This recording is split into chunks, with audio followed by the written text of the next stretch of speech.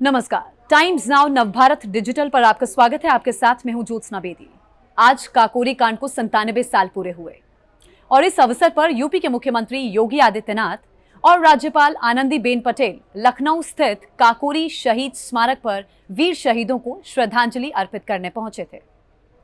9 अगस्त 1925 आज ही के दिन तकरीबन 96 साल पहले देश के क्रांतिकारियों ने काकोरी कांड को अंजाम दिया था। यूं तो भारत के इतिहास में अंग्रेजों के खिलाफ आजादी की लड़ाई कई सालों तक चली। कई छोटी बड़ी घटनाएं हुई जो इतिहास में दर्ज हो गईं। उनमें से एक घटना काकोरी कांड है, जिसे आजादी के सफर में दरकिनार तो बिल्कुल नहीं किया जा सकता। मुझे पूरा यकीन है कि इस घटना के बारे में हर किसी को जानकारी नहीं होगी। तो चलिए इस वीडियो में हम आपको काकोरी कांड से जुड़ी हर जरूरी बात बताते हैं। 9 अगस्त 1925 जब काकोरी के शेरों ने अंग्रेजी हुकूमत की जड़ों को हिलाकर रख दिया था, जिन्होंने दुनिया को बता दिया था कि भले ही हम गिनती में कम हैं, लेकिन हमारे इरादे गोरों को भगाने में सक्षम हैं। फरवरी 1922 जब गांधी जी ने चौरी चौरा कांड के बाद असहयोग आंदोलन को वापस ले लिया, तब भारत के युवाओं को काफी झटका लगा, जिसका निराकरण इस काकोरी कांड ने किया था। काकोरी कांड एक ट्रेन डकैती थी, जिसमें भारत के क्रांतिकारियों ने ब्रिटिश राज के खिलाफ युद्ध के लिए हथियार खरीदने के लिए खजाना लूटा था। इस लूट को रात के 2:42 पर चलती ट्रेन में अंजाम दिया गया। इस पूरी घटना को हिंदुस्तान रिपब्लिकन एसोसिएशन के 10 सदस्यों ने अंजाम दिया था।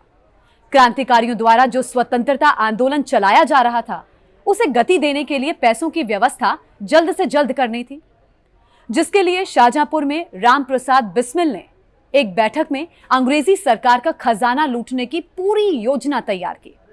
इस योजना के तहत दल के मुख्य सदस्य राजेंद्र नाथ लहड़ी ने लखनऊ के काकोरी रेलवे स्टेशन से छूटी 8 down Saharanpur Lucknow passenger train को चेन खींचकर रोक दिया था और क्रांतिकारी पंडित राम प्रसाद बिस्मिल की अगुवाई में अशफाक उल्ला खां, पंडित चंद्रशेखर आजाद और 6 सहयोगियों की मदद से धावा बोलते हुए खजाना लूट लिया।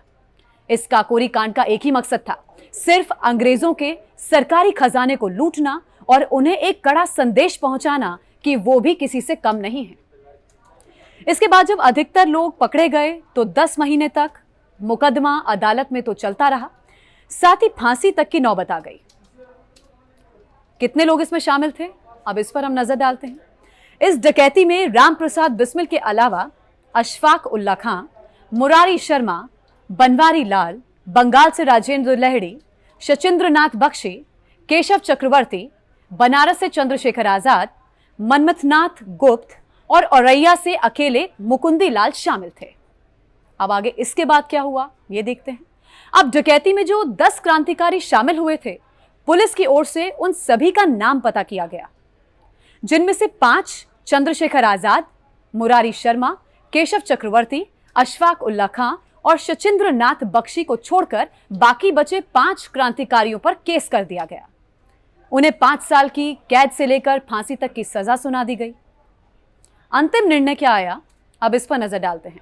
तकरीबन देखिए 2 साल बाद 22 अगस्त 1927 को फैसला सुनाया गया, जिसमें राम प्रसाद बिस्मिल, राजेंद्र लहड़ी और अशफाक उल्ला खां को आईपीसी की धारा 121 ए और 120 बी के तहत आजीवन कारावास और 302 और 396 के तहत फांसी की सजा हुई।